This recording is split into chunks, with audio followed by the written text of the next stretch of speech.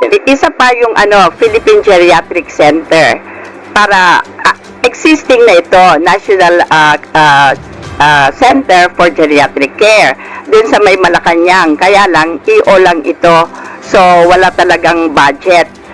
Umaasa lang ang budget sa Jose Reyes, so naipasa na sa Congress yung Philippine Geriatric Center nung May din 2024. Nandun na sa Senado. I hope itong 2 weeks na ito ay maipapasa pa rin itong Philippine Geriatric Center para magkaroon ng sariling hospital ang mga nakatatanda na maganda naman at talagang maaalagaan silang mabuti doon.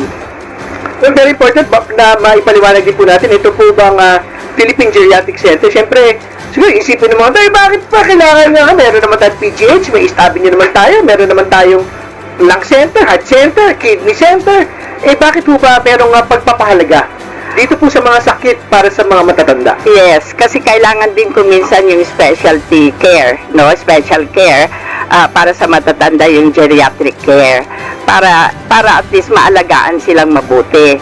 At kasama nito, which nandun na sa 9994 noong 2010, yung magkaroon lahat ng government hospital ng geriatric ward.